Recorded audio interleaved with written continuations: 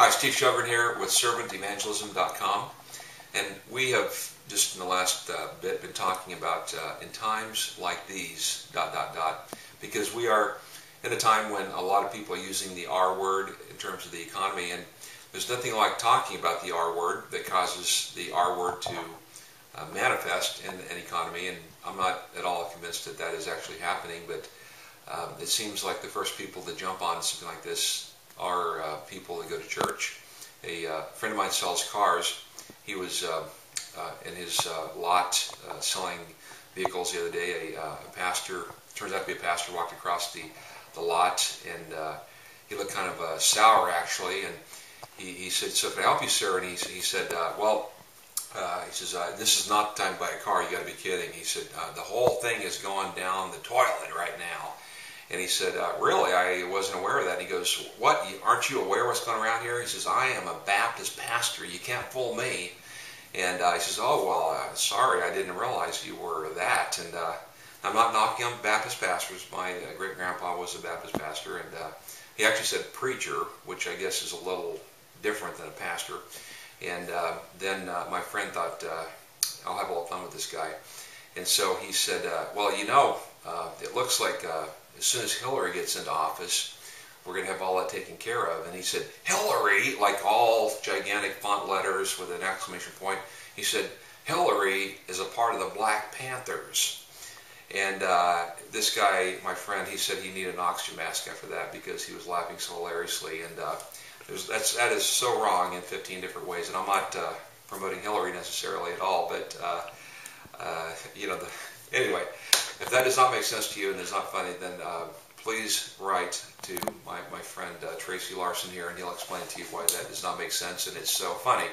But in times like these, when people are thinking in terms of limitations instead of unlimited supply of God, which is always true as we look in terms of being the outward people. I believe that the almost the very center of the Bible is by chance the fulcrum verse of the Bible. In Psalm 67 it says, "God our God blesses us that the ends of the earth may fear Him." God our God blesses us that the ends of the earth may fear Him. Or another verse is may know Him. Another translation rather. And so as we are open to not only connecting with God, being in the supply of God, we are, of course, to not hold on to them, but to give it out horizontally. And as we have that right understanding and connection, there will always be an abundance of what is needed to fling away, to give away. Not to hold on to it, not to grasp with white knuckles, but to give. And so I love the idea of dying broke. And as Wesley said, "If I die with more than a shilling in my pocket, then I will have a lot of splaining to do to God."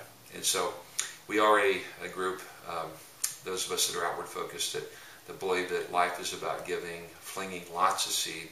And I have not yet seen God not provide as we are aimed at a project that He has inspired us with to give away. And some have run into the millions of dollars if you have read my stuff over the years. And in amazing ways God has provided. But times like these, Tracy, let's talk just a little bit about that. It is a little bit challenging for people that are maybe a little bit new. You don't just jump onto a fast-moving object like we said in the last video, like a carousel that's going so fast. If you're an expert carousel rider and you have a little bit of head protection on, you might actually risk it at that speed.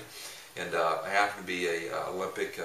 The carousel riding was in the Olympics until fairly recently. It was not very well known, and the sports coverage was not big on carousel riding, and so okay, I'm kidding, but anyway, most people were not going to jump on at that speed, but we need to slow it down a little bit so people can participate, right, and take a less of a gigantic risk.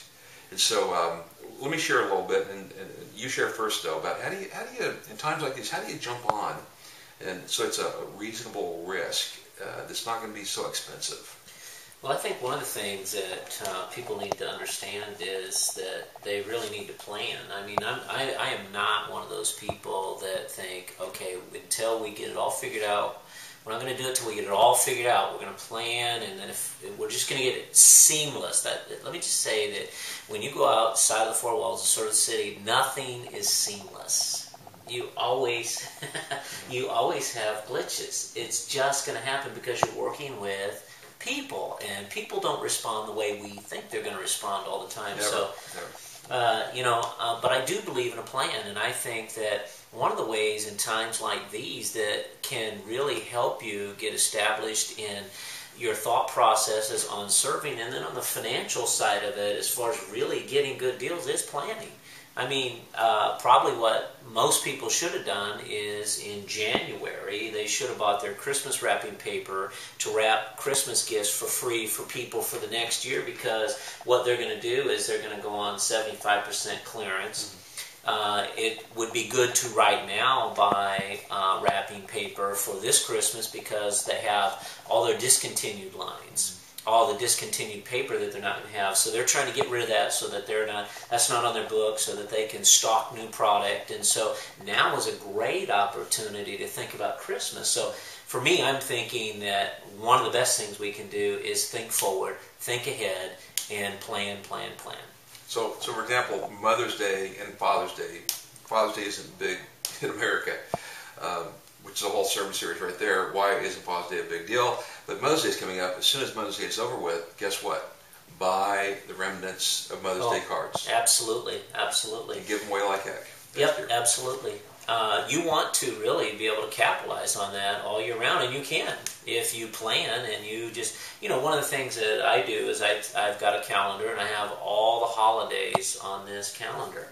And what you want to do is capitalize on these. Because you know as well as I do, come Valentine's Day and you walk into the Super Walmart, when it's over, you can't buy candy and give it out a year later. That's probably not a good deal. If you get the shelf life, unless you did a servant evangelism event where you had the little Peeps ducks, and you handed them out hard, because how many of you like hard Peeps ducks? See, I don't like them mushy. That doesn't fit good for my mouth, but I like them going. Hard peeps. That, in prison. Prison and so you could do that probably in certain areas of the country, and people go, I have been waiting to get some hard peeps. Those are the missing tooth right here. Yeah. So, anyway, capitalizing, taking advantage, planning ahead. And, hey, you can always, if you get down the road the next year and you think, well, we're going to do kind of a little bit different, but you can always incorporate stuff like that. Besides, you're buying stuff for pennies on the dollar. You'll figure out ways to use it and how to use it. I said I would tell a story. I think I'm going to come back in the next video clip and tell that story about my idea, because this has gone on too long. You did a great job, but you talked an awful lot there, Tracy. Yeah. Till next time.